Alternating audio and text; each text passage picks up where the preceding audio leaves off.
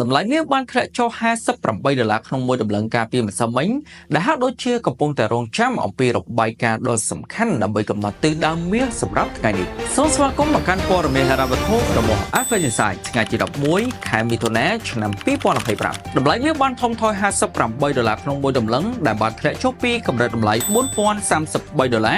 មកកម្រិតតម្លៃ$3980ក្នុងមួយតម្លឹងដោយសារតែវីដេអូកិនកំពុងតែរងចាំអំពីរបាយការណ៍កិច្ចចរចារបស់សហរដ្ឋអាមេរិកនិងចិនដែលកំពុងតែបន្តដែលហាក់ដូចជាមានភាពល្អប្រសើរនៅក្នុងកិច្ចចរចាមួយនោះផងដែរបន្ថែមពីលើនេះទៅទៀតនៅក្នុងថ្ងៃនេះយើងក៏នឹងទទួលបានអំពីរបាយការណ៍អតិផរណារបស់សហរដ្ឋអាមេរិកដែលត្រូវបានគេរំពឹងទុកថាអតិផរណារបស់សហរដ្ឋអាមេរិកអាចនឹងមានការកើនឡើងមកក្នុងកម្រិត 2.5% ដែលអតិផរណានាពេលបច្ចុប្បន្នគឺមានកម្រិត 2.3%របាយការណ៍មួយនេះត្រូវបានតាមដានយ៉ាងដិតដល់ពីសំណាក់ធនាគារកណ្ដាលសហរដ្ឋអាមេរិកមុននឹងសម្រេចចិត្តនៅក្នុងកិច្ចប្រជុំអត្រាការប្រាក់របស់ធនាគារកណ្ដាលនាសប្តាហ៍ក្រោយដែលធនាគារកណ្ដាលសហរដ្ឋអាមេរិកអាចនឹងធ្វើការរក្សាអត្រាការប្រាក់ឲ្យនៅដដែលក្នុងចន្លោះ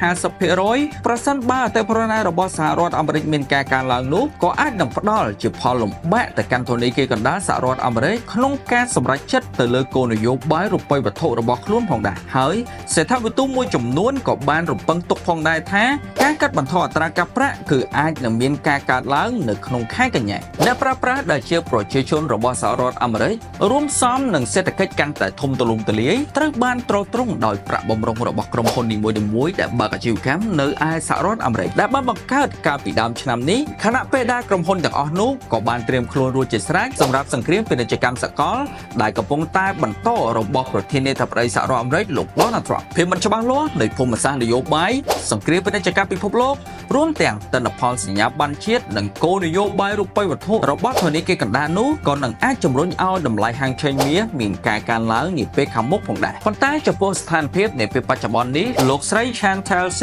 នាយកគ្រប់គ្រងនៅឯក្រុមហ៊ុន Capital Life Research បាននិយាយថាលោកស្រីមិនរំពឹងថាធនាគារកណ្ដាលសហរដ្ឋអាមេរិកនឹងធ្វើការកាត់បន្ថយអត្រាការប្រាក់នៅក្នុងឆ្នាំនេះនោះទេប៉ុន្តែសូមកុំភ្លេចថាពួកគេគឺនៅមានគោលនយោបាយពីខាងក្រោយជាច្រើនទៀតការព្រួយបារម្ភអំពីបំណុលជាតិរបស់រដ្ឋាភិបាលសហរដ្ឋអាមេរិកនិងការចំណាយដែលគ្មាននិរន្តរភាពបានធ្វើឲ្យវិនិយោគិនមានចម្ងល់អំពីភាពជឿជាក់នៃសញ្ញាប័ណ្ណរដ្ឋាភិបាលប្រសិនបើទិន្នផលសញ្ញាប័ណ្ណជាតិនៅតែបន្តមានការកើនឡើងនោះធនាគារកណ្ដាលក៏អាចនឹងត្រូវបានបង្ខំឲ្យដើរតួជាអ្នកទិញវិញដែលជាជម្រើសចុងក្រោយដែលនាំពួកគេដើម្បីត្រឡប់មកកាន់ស្ថានភាពល្អប្រសើរវិញហើយស្ថានភាពទាំងនេះក៏អាចជាដំណឹងល្អសម្រាប់វិនិយោគិនមាសនាពេលខាងមុខផងដែរសូមអរគុណចំពោះការតាមដានព័ត៌មានហិរញ្ញវត្ថុរបស់ Alpha Insight